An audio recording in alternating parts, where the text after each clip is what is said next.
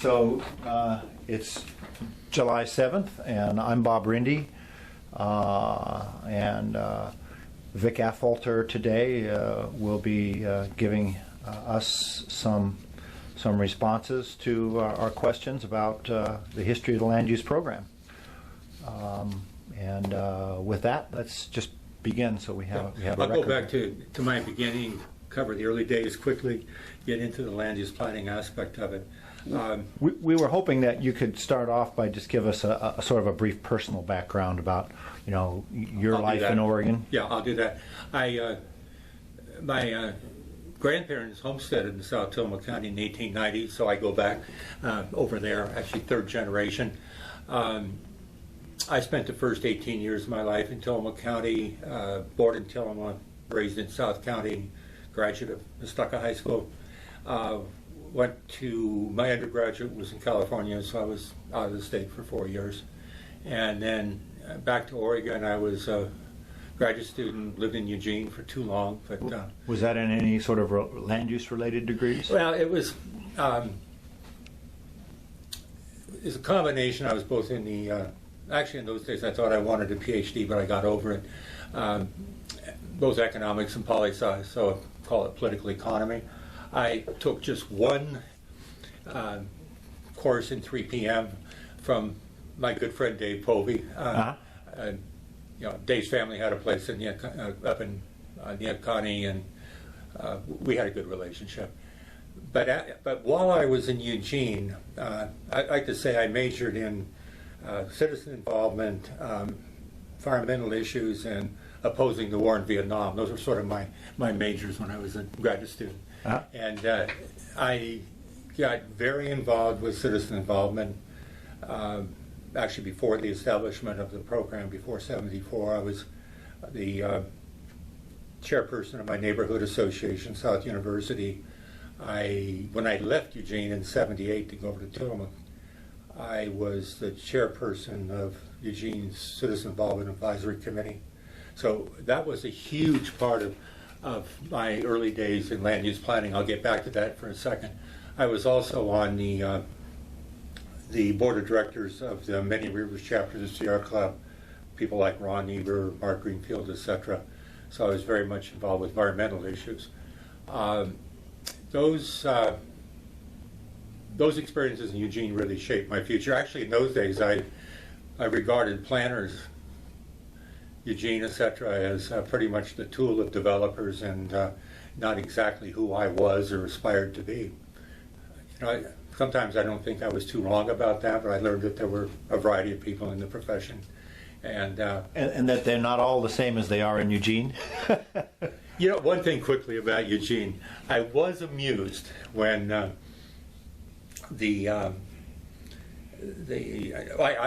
often think of Eugene as being one of probably the most provincial place in Oregon, because it regards itself as the center of the universe, which I think makes you provincial in how you regard everything else.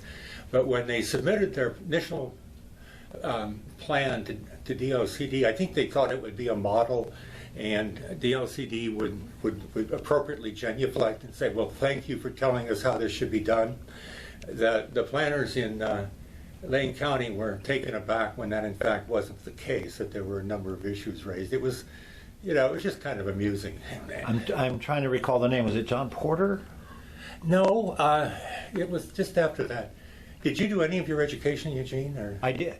Yeah, you did. Yeah, I was there 78 through 80 with Dave Povey and. Yeah, you were there.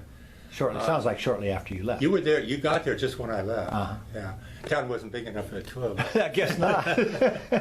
Yeah, then it was in '78 that I got the opportunity to go back to Tillamook County after a 16-year absence to work on what we called the comprehensive planning team. Which had, of course, a contract relationship with the county at that time, other than county money, obviously. And that was mostly federal money, wasn't it, in those days? What's that? Wasn't a lot of it's federal money in those days, 701? And... Yeah, I think so. Where it came from, I wasn't too conscious as long as something got to me. But it was an interesting challenge. It was initially put out as like a one-year deal. We all had this a lot of people had this idea of how quickly all this could be done, but a couple of the people I ultimately worked with on the planning team, it took 4 years to get to completion from '78. Brian Greger, Gail McEwen, Jeff Weaver worked with us afterwards. So it was. I'll just say peripherally that I was really pleased that a lot of the people I worked with, a number of them who I hired, went on to really good things in the profession. I didn't mind thinking of us as a couple, 2-3 years stop coming out of grad school, and then moving on with that experience. I think it worked well for Tillamook County and for them. But anyway, when I was hired, my initial task was Goal 3 and Goal 4, farm and forest issues, which were appropriate given my background, etc. My dad worked for the Forest Service.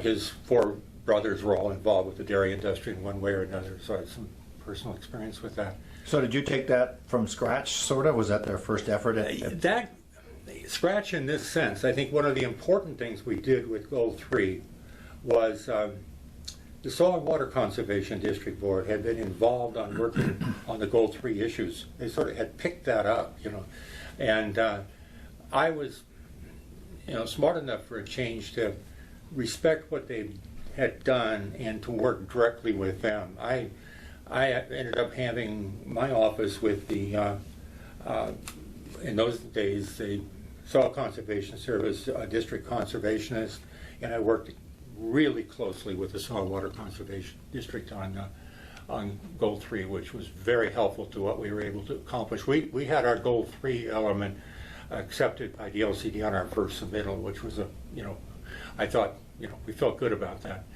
But the other piece of it was that I brought with me from Eugene a strong commitment to citizen involvement. I had, that was my first experience with the planning process, was as a citizen in Eugene doing citizen involvement. And so we had, our citizen advisory committees, but we literally ran everything through them. There were 5 of them.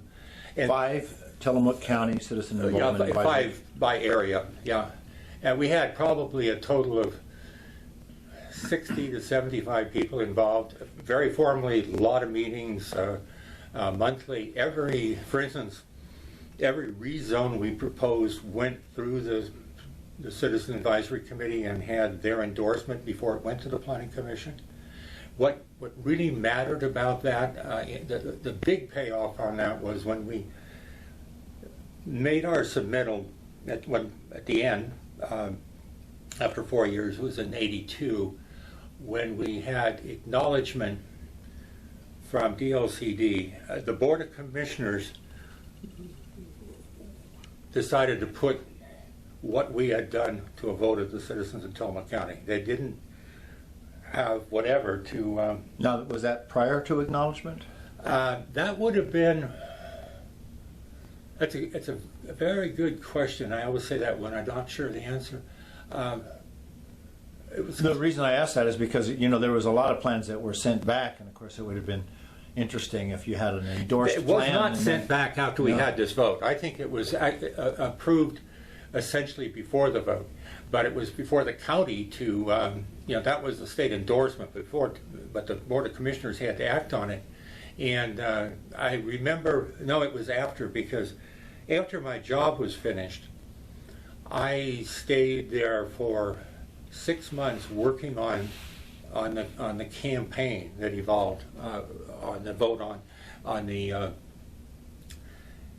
zoning, the comp plan, and the zoning was part of the comp plan, but the implementing ordinances, the land use ordinance, land division ordinance, all 3 of them were up. I don't know if this happened in any other county.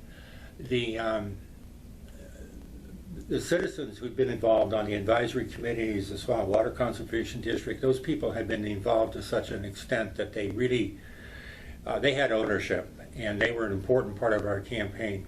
We ended up getting 55% support in the county on those ballot measures, which gave us credibility, traction for, I figured, the next 15 years. It really gave us You know, and I always tried to portray what we were doing not as something that the devil, i.e. the state, was making us do, but something that made sense for Tillamook County. I think it sold a lot better like that at the local level, and I think you could do that. I don't think what was being asked or required of us was alien to what, you know, worked well for Tillamook County. So now a lot of counties in that era had a lot of trouble with exceptions areas. Did you have that as well? Here's what, you know, what happened initially with exception areas. When we submitted the plan, the zoning, the rezoning to DLCD, there were about 12,000 acres in the county that were identified as not adequate or justified. We went back and probably most of that was rezoned to farm forest. There were some things we had continued conversation and remained in some kind of more of a development category. But I was really pleased with the with the vote we had at the local level. One advantage we had, the dairy industry was very strong in Tillamook County, so that gave us an economic basis for justifying what we did to get compliance with Goal 3. And so anyway, that so what happened after that, after the success with the getting the plan acknowledged and the vote, I was then hired as first the county planning director, and then within a year they combined planning, building, and on-site sanitation into community development. So I was community development director and still the de facto planning director, and continued that for another, 17, 18 years until my retirement in 2001. Really? So that was my history. That's a there. pretty long stretch of land use planning. Yeah, I had an opportunity at one time to come over to DLCD when Jim Ross was the director, and I elected to stay over there. It would have been interesting. It would have been a change. Right now, I'm so happy I'm living on the coast. I can't tell you. But, Yeah, I bet. Especially after this heat wave. Heat wave, and you know, I was just reminded by that the Oregon coast is the most popular destination now for, you know, people from China, Japan. You know, it used to be D.C. I mean, we're talking in the country. Yeah. And there's a reason for that. My concern is with the drought in California and the attractiveness on the Oregon coast, that the relative peace and quiet I get over there may be a thing of the past. Well, you're just thinking because it was 4th of July weekend. Last 4th of July weekend. You probably had huge crowds. I tried to hold up at home. So we might come back to your Tillamook experience, but you didn't talk much about the sort of the lead-in of the program. Were you involved in the, you know, as the statewide planning goals were being drafted in the it actually sounds, you know, that was around 73-4. Yeah, I remember some minimal participation, answering some questions, but my involvement in planning relating activities was in some ways independent of that through my involvement in, you know, my citizen involvement, my being chairperson of the South University Neighborhood Association, my work on environmental issues with the Sierra Club, which, you know, went beyond, was probably more federal in some ways. I didn't really get focused and involved with land use planning per se until I went over to Tillamook County in '78. I was involved later. I was on a number of committees at the state level on, you know, various additions, modifications, rural communities, provisions, unincorporated community rule, etc. But not in that very early time. Yeah. Okay. So in the time then that you worked in the program, it sounds like you worked an awful lot with goals 3 and 4. Were there some other goals that were statewide planning goals that you consider sort of near and dear to you? And for the coast, for me, the two most important goals were Goal 3 and the coastal goals. You know, the coastal goals were obviously huge, and I think statewide the two most important goals were Goal 3 and Goal 14. But on the coast, it was the coastal goals. And as you know, when you look at the statewide planning goals, they were a lot more specifically defined and in detail than any of the other goals, which meant that there was fewer administrative rules, more, it was more of it was embedded in the goals. Yes. Well, of course, they were done slightly later, but you must have had a lot of work on those throughout your years with Tillamook County. Did you interact with? Yeah, we had 16, 17, 18. Yeah, both yes and no. Of course, I did particularly in a supervisory sense. But one thing we did in Tillamook County, on the first of all on the comp planning team, there were other people who were involved with that, doing that. What was their name? It was Jackie and their last name escapes me, but they were both PhDs from Stanford who, in the very beginning, hired on with Tillamook County, thinking they were going to take this little spot in the world and create a model or an example.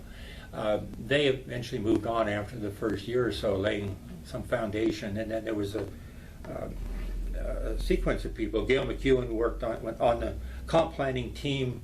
Gail McEwen was working on the coastal goals, Brian Greger and I on the rest of it.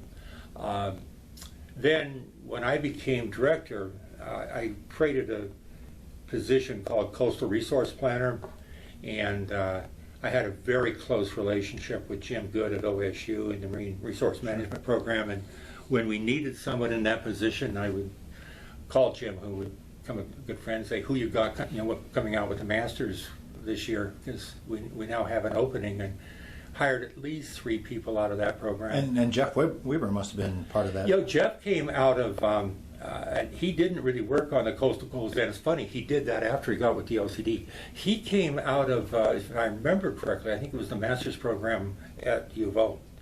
But he didn't really do the coastal goals planning until he got with the LCD.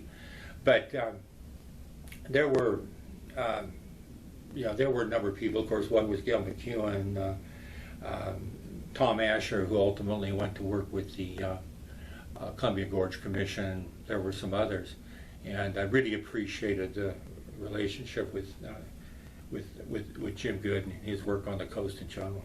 So the citizen group that you had in the county, sounds like a lot of your shall we just say, the arguments over land use planning were probably goals 3 and 4, or was it also over those coastal goals? Yeah,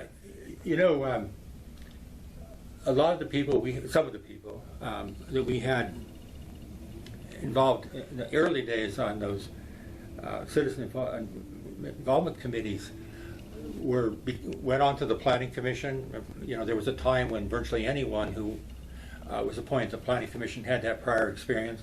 Actually, I got started in land use planning by initially asking him to be on the Citizen Involvement Advisory Committee for his area, and I became connected with him because his father was prominent on the Soil and Water Conservation Commission over there. Was a guy that you probably know as Tim Josie. Oh, sure. I say that facetiously, but yeah, Tim, there were times when Tim blamed me for that involvement, but he obviously went on to be on the commission, etc. And he's now been, of course, county commissioner over there for a fair amount of time. Another one of our county commissioners, of course, is Mark Labhart, who was the district forester for state forestry, who I'd worked closely with in that capacity.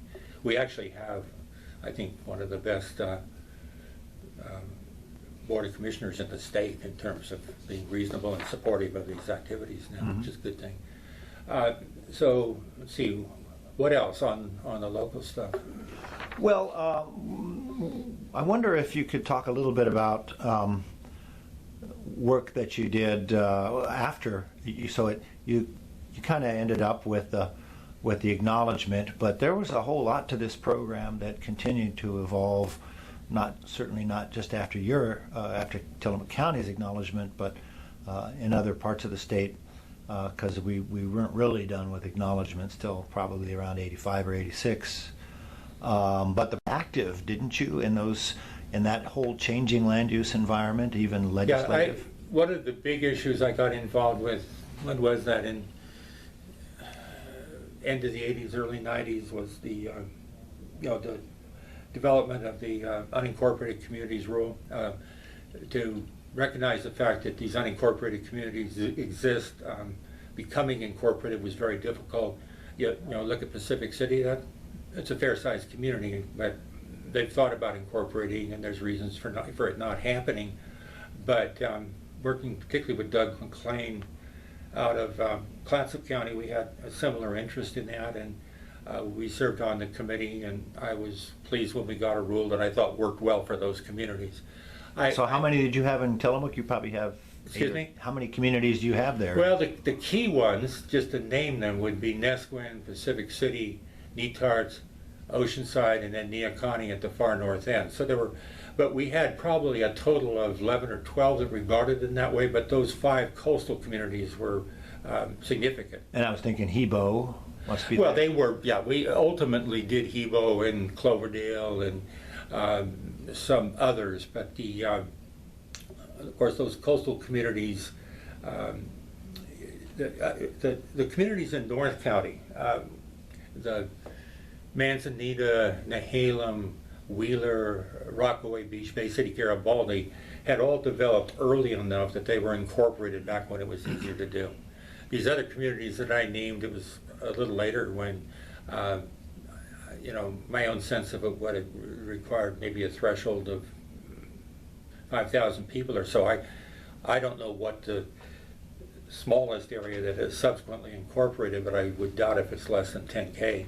And because there was a time when it was just, well, there was one exception, of course, that was Rajneesh Puram, but that was a rather special situation. Other than that, there was a time when Rajneesh Puram and Kaiser were the only 2 that had incorporated since the goals were adopted. So that was important.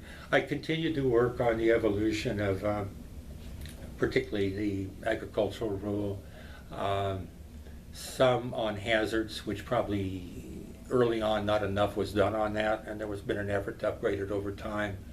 And it's still a big live topic, right? Even now, I mean, we just got through a legislative session with a lot of attention to it. Not, in the end, not a lot of major enactments, but certainly a lot of attention. And for me, that in a sense culminated with the hazard plan that was developed for Nesquin, which was a really amazing collaborative effort. You worked on that? I worked on it as a citizen, and I actually had a group of clients in Nesquin who had an interest in seeing it adopted, and so I got some monetary compensation for it, but I mainly worked on a pro bono citizen basis.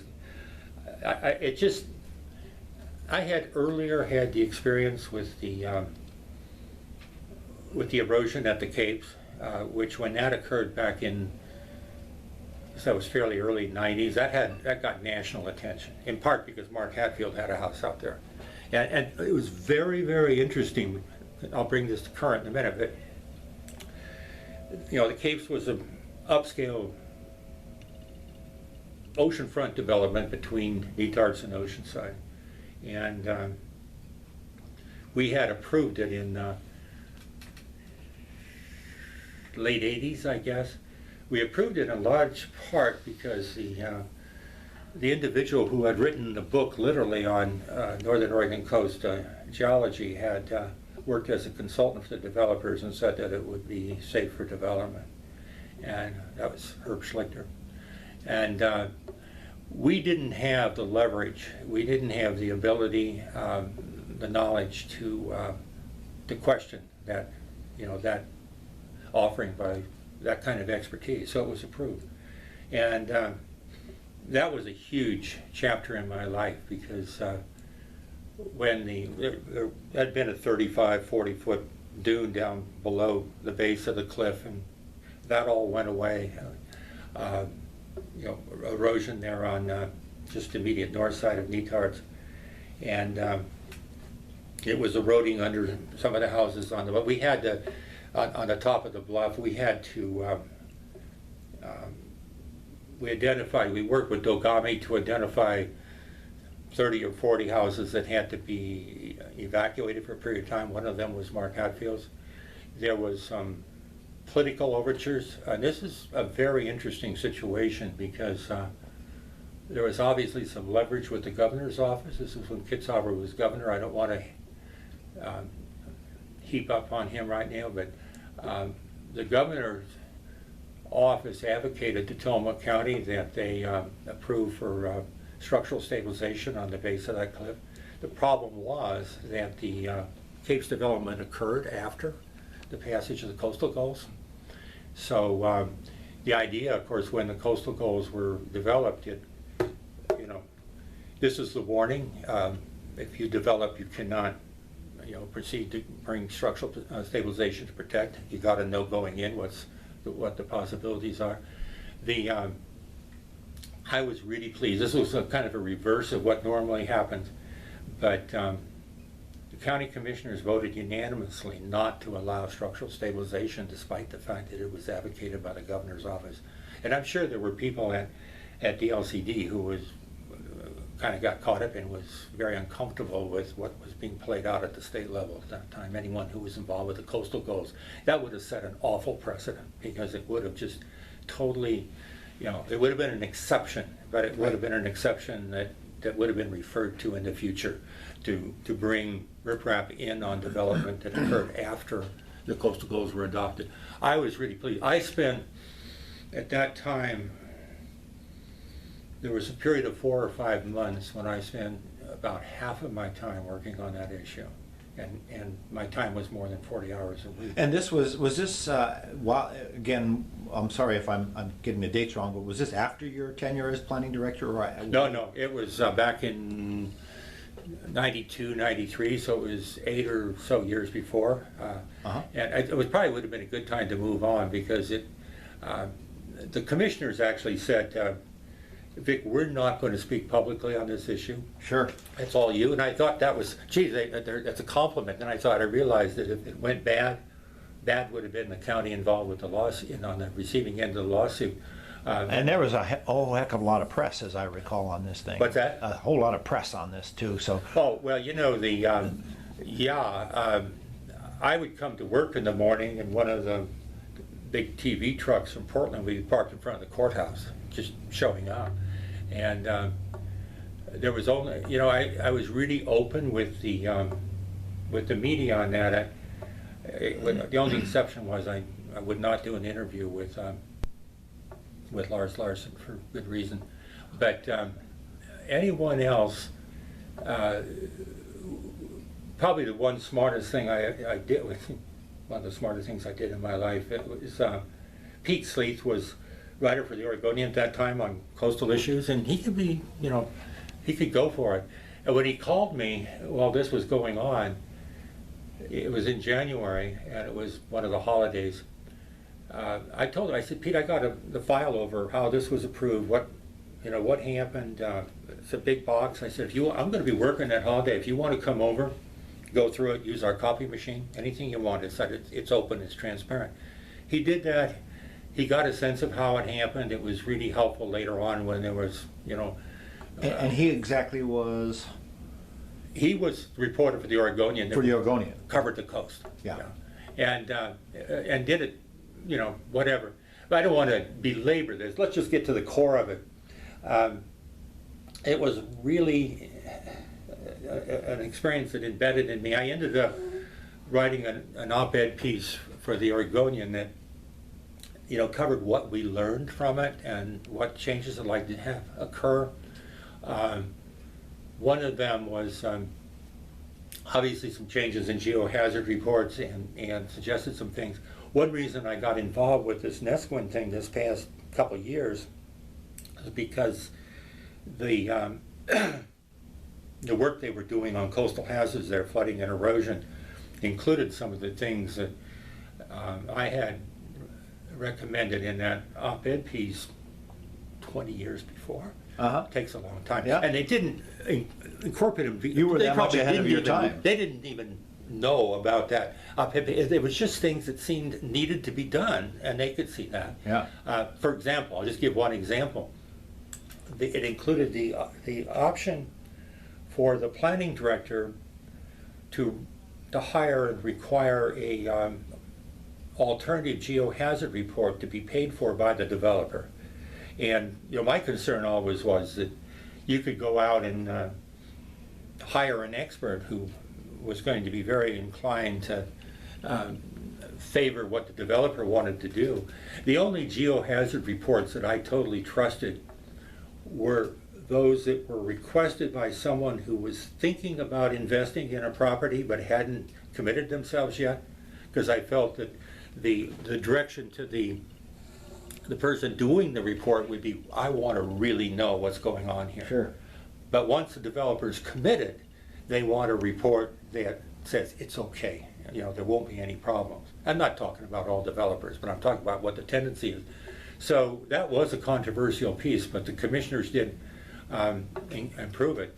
And so anyway, working on coastal hazard issues, that's one of the two things I did most recently, partly as a consultant, partly as an involved citizen. And it was just nice to see some closure. DLCD's involvement with that plan was excellent. And I think they saw it as something of a model for what might be done in other coastal areas. So that was good. And was it to some degree then a little earlier than some of the other coastal areas in terms of its time frame of getting done? Say that again. To serve as a model, it would have been one of the first. Yeah, because well, in fact, right now it's still the approval by the county has been was appealed to LUBA, and there was just one small piece that they remanded, not the, but it's been very much in process, and it hasn't been yet applied to other parts of Tillamook County. It was a planning process that took like 4 years to complete. Yeah.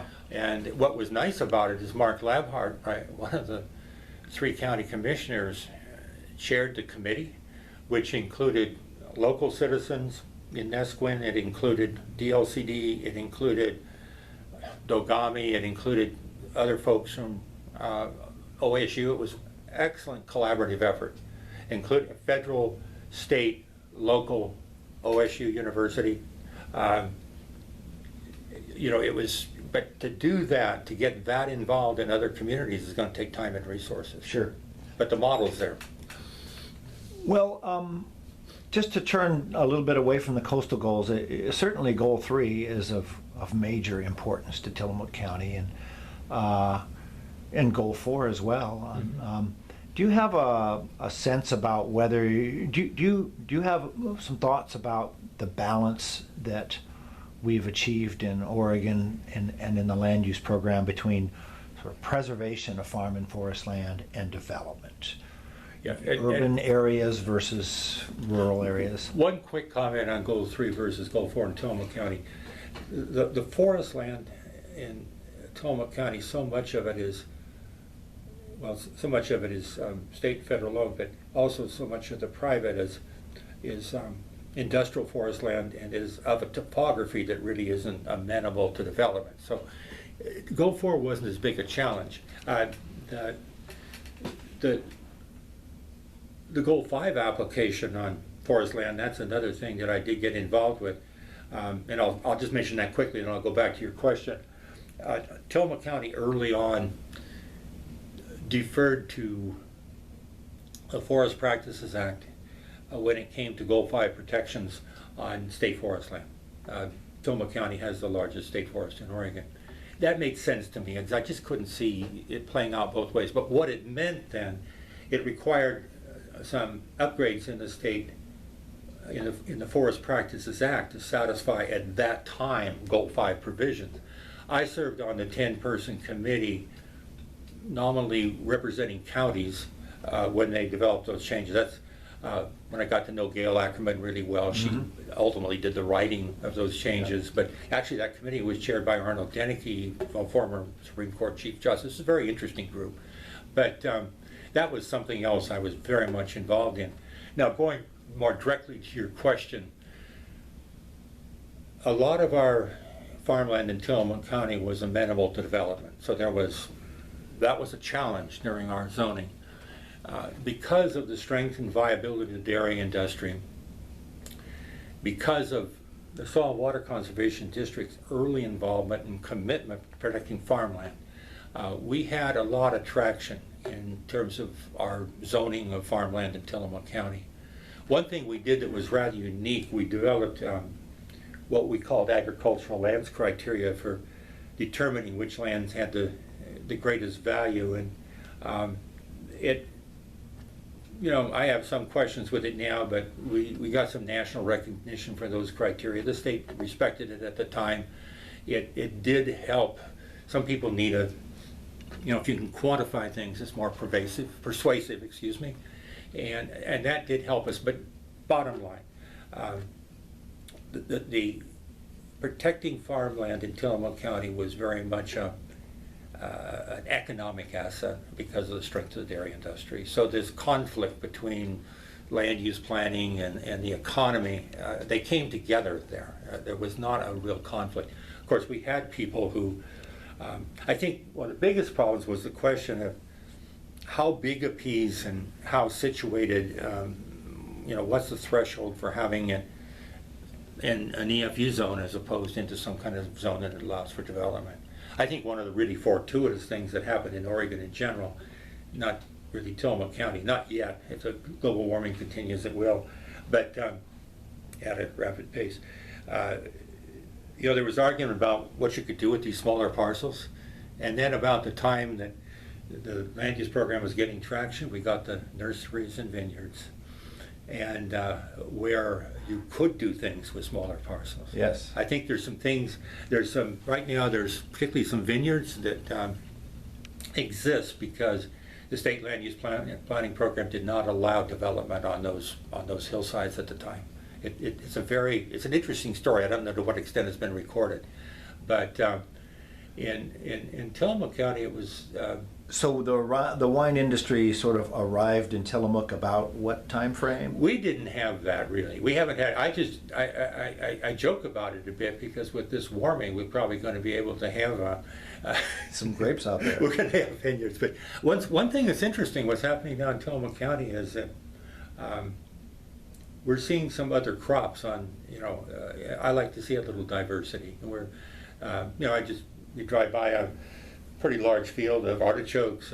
They did try broccoli over there. One of the problems with crops like that is the transportation, and if you're harvesting something that needs to get to a market somewhere else and requires a lot of space, it creates some issues. The dairy really worked, and they were shipping milk out of Tillamook County around the turn of the 20th century.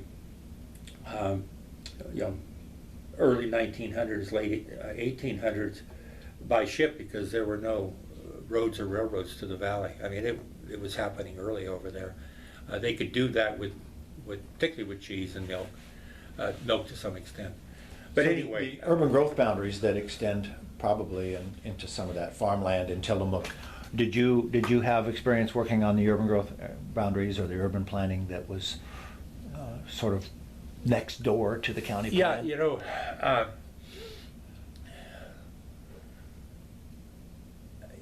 we didn't have, at least from my perspective and experience, huge growth boundary issues. We had to define our unincorporated communities boundaries when that became more of a land use issue. There was a variety of reasons why these boundaries were pretty well defined, some of them topographically. That's why I say that the most important goals for Tillamook County were Goal 3 and the coastal goals, but I feel that statewide Goal 14 is huge. And the combination of protecting farmland and containing development. And you think that's been a fair balance? I think it's been a fair balance. I haven't, been involved with the urban growth boundary issues in the metro area. I know that, there's all kinds of issues that the departments had to work on, that attorneys have been involved with, local governments have been involved with, so that hasn't been my issue. I'm not a good judge of that, but I know this. When I drive north into Washington, which in a number of ways is a more progressive state than Oregon, you see the difference. You see a lot more development just spread out through rural areas in Washington. And I really like the fact that in Oregon you've got a pretty clear definition of where development can and should occur, and the maintaining the open space for farming and frankly other values as well. I think you know, like I say, the whole Portland metro area, I don't, maybe Eugene, other cities, it'll be a continuing issue on, you know, how you plan for that, how you make those distinctions with the boundaries. And unfortunately, in some cases, some really good farmland has been taken up because it appeared to make sense in terms of the expansion of the growth boundary. It's not. Sure. Yeah. So you have a lot of background in the early days of the program, and it seems like you're quite current still. How do you compare the land use program today to the one that was there 30 years ago? You know, I haven't been that involved for the last 12 years. Meaning that I haven't been involved with the legislature, I haven't been involved with the development of you know, changes in the goals, and I mean, well, in the rules, in the statute and the rules. So I don't have really that larger picture. I think I was thinking about this a little bit last night. I think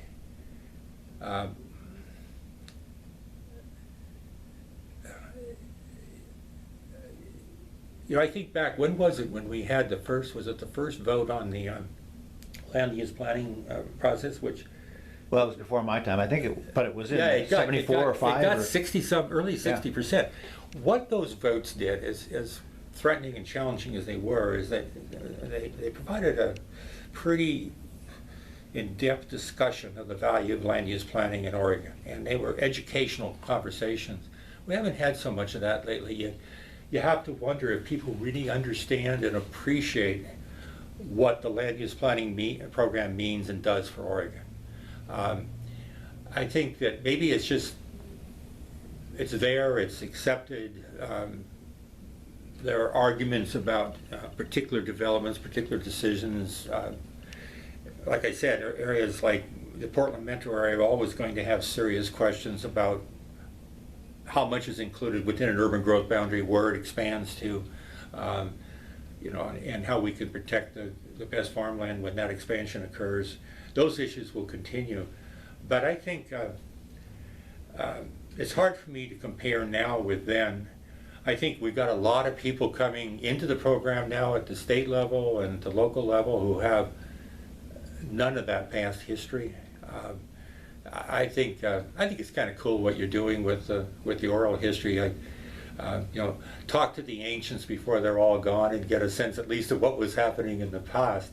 You know, one thing I want to go back to, though, I think one of the questions I saw on that sheet was, you know, how did this happen in Oregon? You know, there was like, you know, yes, I think talk about that. One of them was, what were they, luck, and they were leadership, and there was a couple others. Yes. I think it was. You know, there's always, you know, historians will argue about how much great men make history or how much they just go along with other forces and trends that are occurring.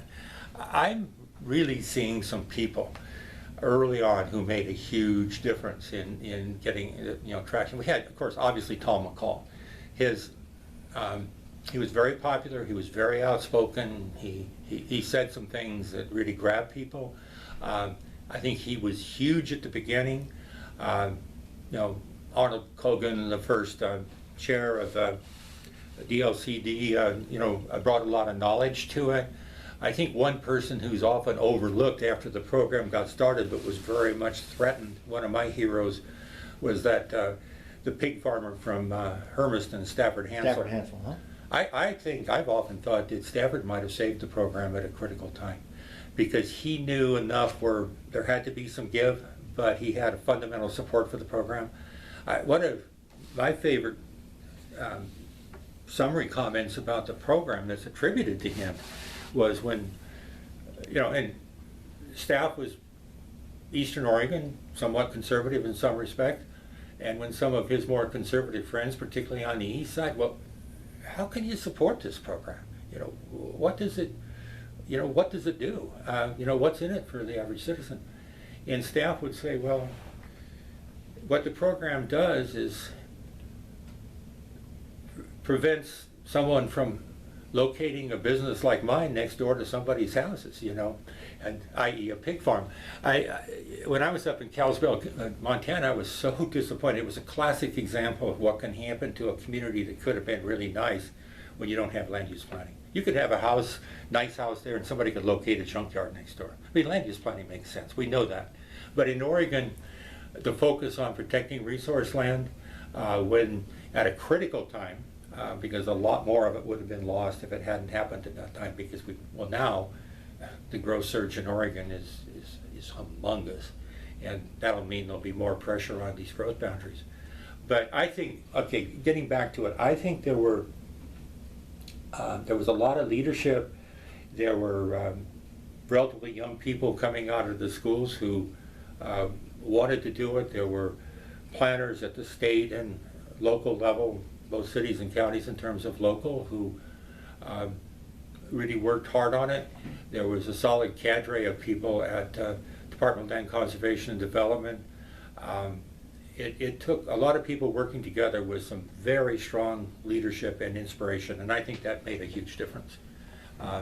Now, you probably had a lot of involvement with the commission and even some major legislators in maybe around the 1980s in the early days. Are there anything that stands out there in your mind that? Well, there were obviously a number of people on the commission, including Staff Hansel, who you know, really did a good job. What's the name of the woman? She's an attorney. Ann Squire. Ann Squire, huge. Ann Squire, huge. And I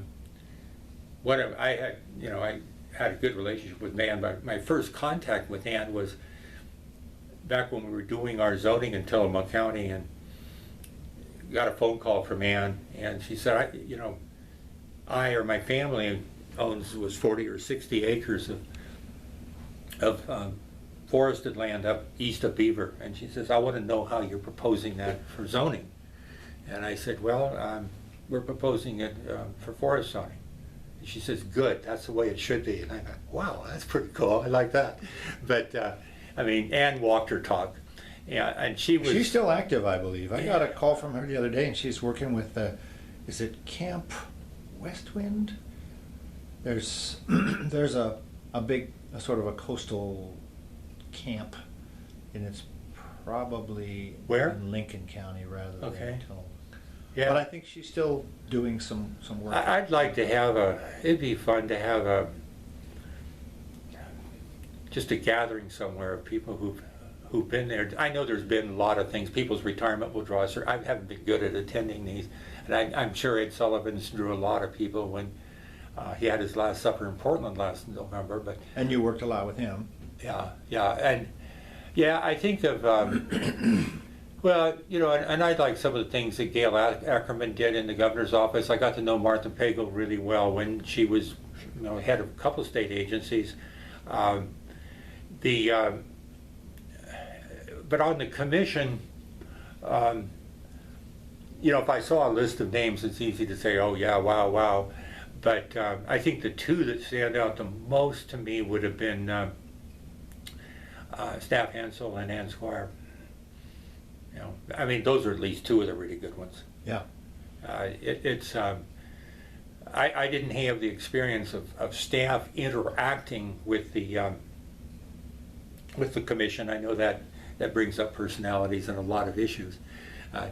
One of my favorites was Staff Hansel. He was the chair of the commission when Tillamook County was before the commission with their plan, and I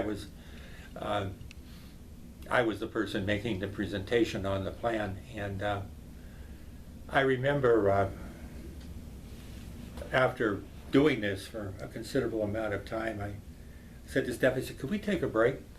And he looked at me, he said, you were supposed to do that before you began your presentation. And I said, excuse me, to Chairman, I said, given all the questions and interaction, that was 4 hours ago.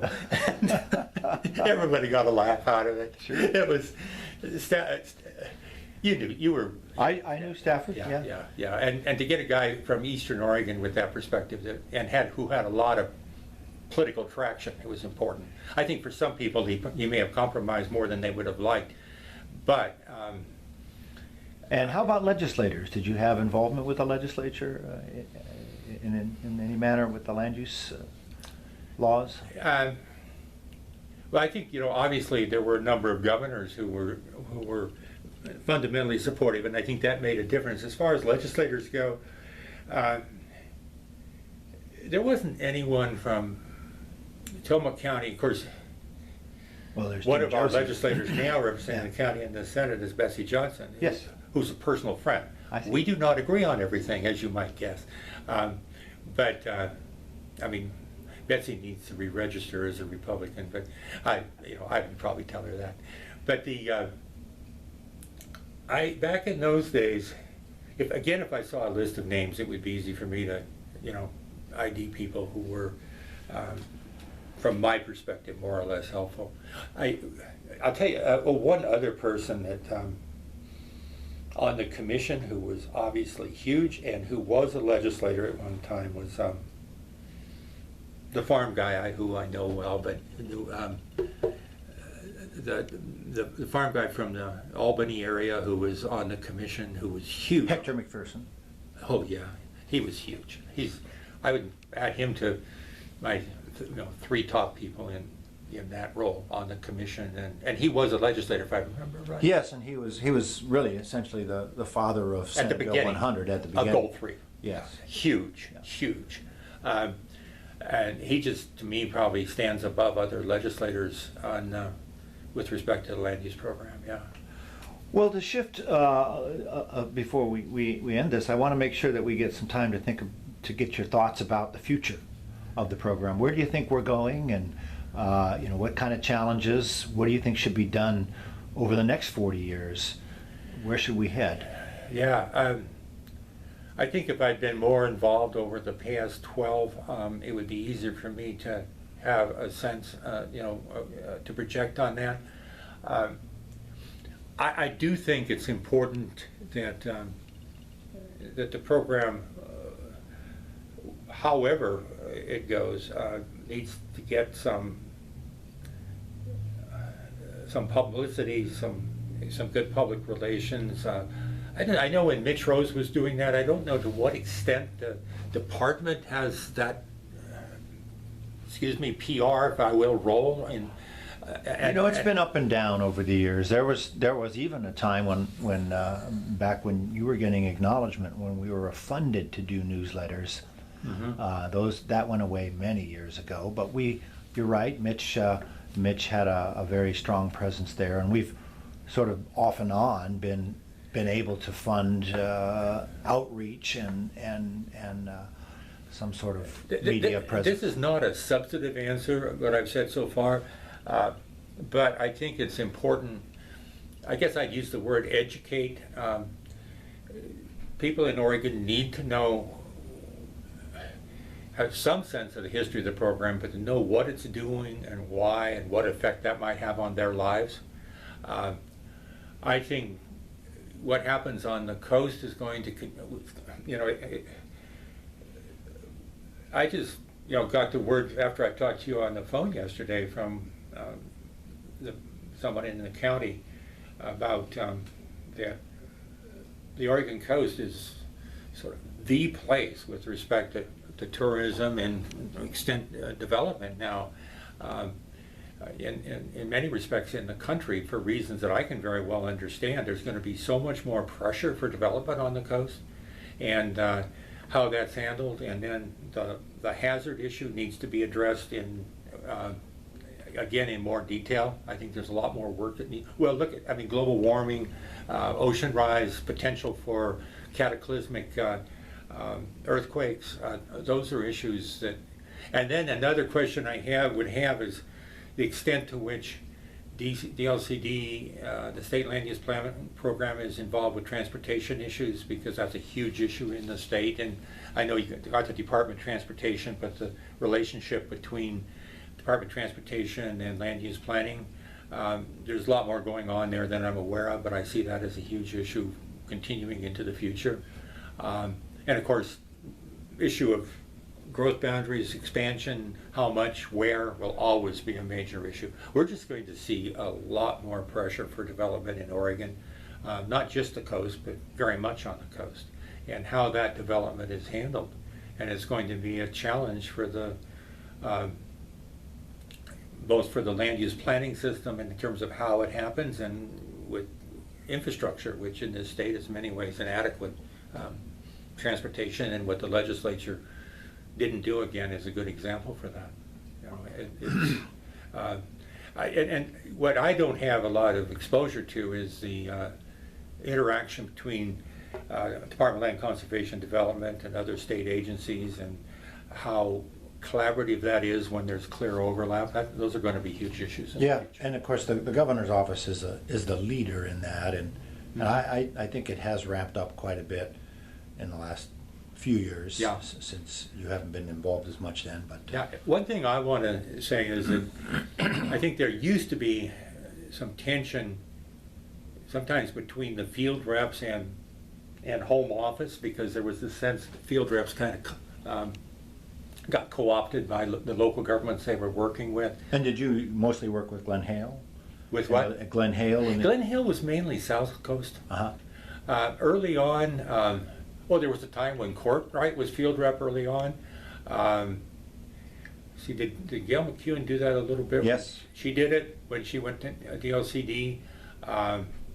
I was real pleased to see Matt Spangler do it for a while. Now he's doing coastal policy. Oh, what's his name who's doing it now over there is good. And we've had a series, I think, of good coastal field reps. And I've really... But you saw a tension, you were starting to say, between the department and the field. Well, I think there was a time, I remember, when there was a feeling, there seemed to be a little bit of tension that, you know, as a field rep, you're working with the local people, you get a bit more of a local perspective.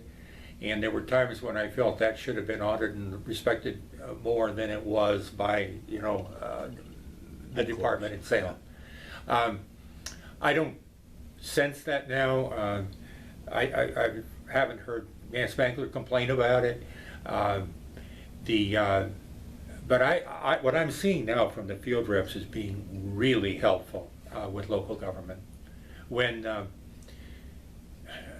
recently Tillamook County hired a new community development director whose past planning experience was back in Indiana, and the person who had just come in as a planner on staff was from Pennsylvania.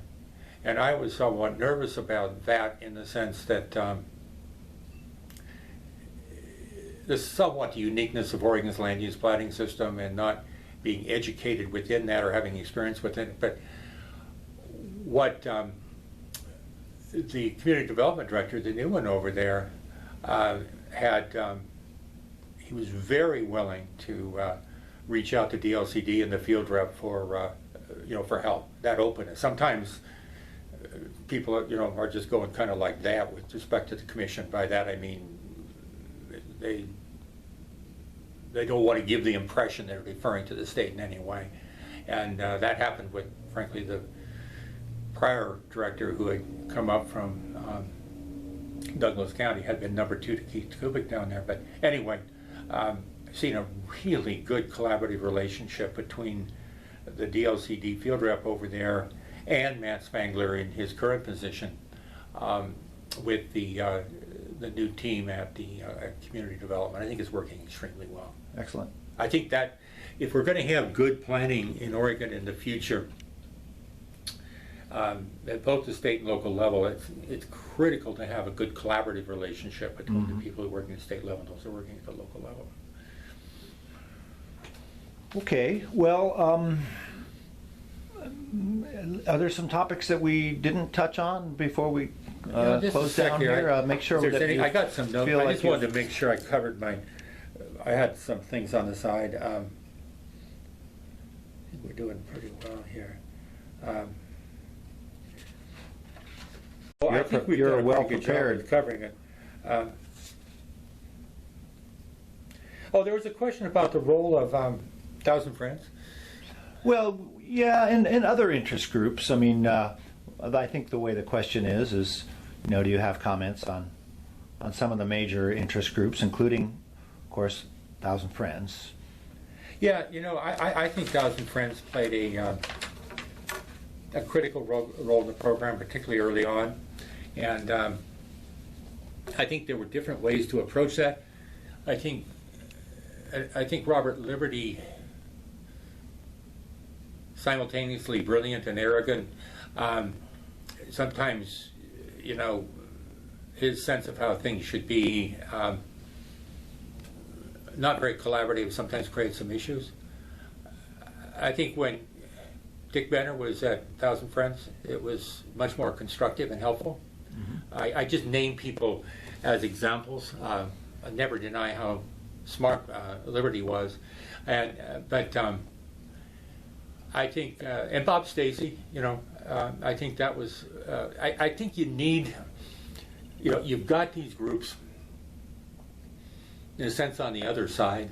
Sometimes, representing realtors, representing home builders to some extent, and then there were. What's the name of the group? I don't even hear about them anymore. But the entities that were essentially created to end Oregon's land use planning program. Oregonians in Action. Yes, that was one of them. You really needed entities like Thousand Friends to counterbalance that, and the department didn't want to be on the fringe on these issues. You needed someone else to be on, on that fringe, and I think that helped create a balance and a balanced perspective in the state. I think they served a useful purpose. I think in some respects, Oregonians in Action, I think you need critics, and I think that's not a bad thing. But the interest groups have their place. Another question was the role of citizen involvement in the future. I know it's been. It's a process question. Well, it's near and dear to your certainly your experience. Yeah, there's still a citizen involvement advisory committee. There's still one. Yeah, is that very active? It's active, and I think it's probably one of the most knowledgeable groups we've had in a pretty long time. Good. I think citizen involvement is in many ways unique, in particular to a given jurisdiction or domain in terms of how they conduct business. But I think there should be every encouragement that happen. I think for a short time we had a community development director in Tillamook County who really did not feel inclined to work with, for instance, the advisory committees in the unincorporated communities and the groups that had formed there. And the new director has been really open to that, and I think it makes a huge difference, and I'm glad to see it. So it's pretty robust still in Tillamook County, in the sense that you've still got a lot of individual groups. I'm good with what's happening there now. We don't have, the Planning Commission is the citizen body. We don't have the larger area advisory groups, but I think appropriately we have them, for instance, for the unincorporated communities. Uh-huh. And we got guys like Judd Randall in Oceanside. He was an editor with the Oregonian in the past. He's been most recently the publications advisor for Portland State. He was also a longtime Washington County Planning Commission member and chair for a while, and a very thoughtful, progressive guy. He's been huge in terms of his involvement in chairing the neighborhood association group in Oceanside, and he doesn't bring an axe to grind. It's a commitment to community, and when you have those people and they're willing to step up and spend time, we have that in Nesquin. We've had it in Pacific City. Probably that's in a defined area. That's where the citizen involvement advisory committees work the best.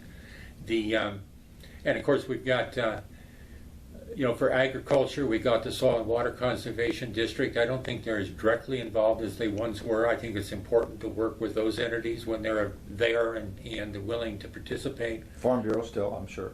Excuse me? The Farm Bureau? Well, and the Farm Bureau has been, yeah, okay, I'm good with that. They're, in Tillamook County, the Farm Bureau has been extremely protective of farmland. And interestingly enough, by and large, the creamery as well. And of course, the creamery is a producer-owned cooperative, and that means, the operating farmers are going to be on the creamery board. Sure. And you're right. In Tillamook County, you've got the Farm Bureau, you've got the Salt Water Conservation District for agriculture.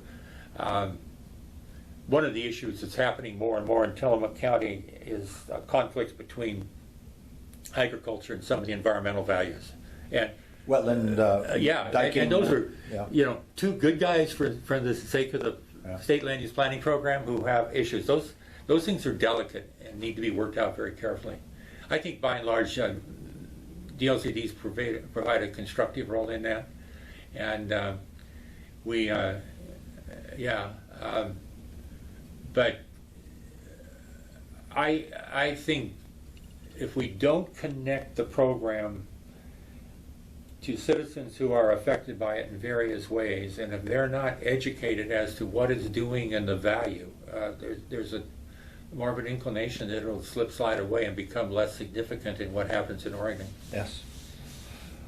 Well, I think it's the case that a lot of cities have less funding now for citizen involvement organizations, but it's encouraging to hear that the unincorporated communities, at least on the coast, are still active and operating. Like for instance, when Tillamook County finally adopted a transient room tax proceeding, they went to a couple of committees. One was their County Economic Development Committee, and another was a committee that formed directly to talk about how those monies are going to be allocated. And since I talked to you on the phone briefly about some of my concerns, I got an email message from the woman who was hired to really work with the administration of those monies, and I'm feeling really pretty good about how they're approaching it. But what I also feel good about it is they really involved a good balance of people in the community to make some proposals on how that money should be allocated. Mm-hmm. And that then gets a lot of traction as opposed to just having your board of commissioners or whatever sit down and decide. Yes. Well, that's heartening. Maybe on that note, I guess I'll say one more thing, and that is there anything that you had on your list that we didn't get to, and make sure we leave time for that? I think we're covered. I think I really appreciate you coming over here and providing this oral history. I appreciate it. It isn't in the high 90s today. No, it isn't. It's with the weather last week, I think most of Oregon was out your way.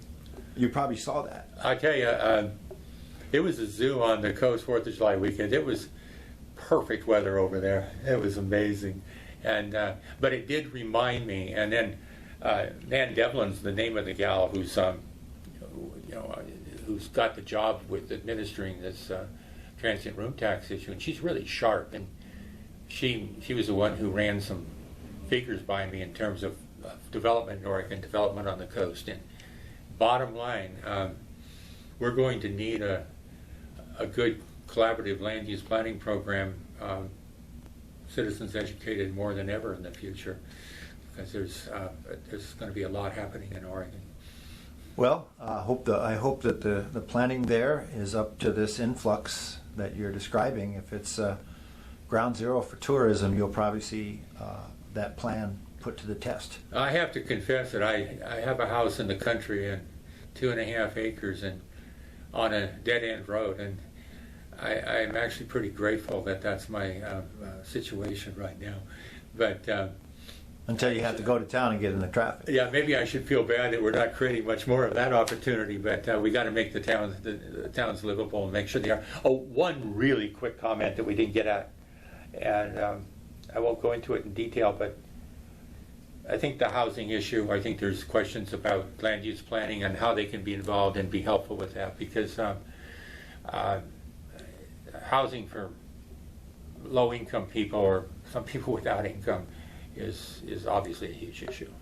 And to what extent can land use planning be part of addressing that problem? I'll just leave it with that question, you know. Yeah, well, it's a constant question, Yeah. an emerging issue. I'll say this, when we were doing our planning back in the late 70s, 80s, it really wasn't on our screen at that time, from my perspective, from what I understood. And it's become, and particularly with the development on the coast now, with the people who are coming in and developing, building homes, buying lots on the coast, a lot of them have a lot of money.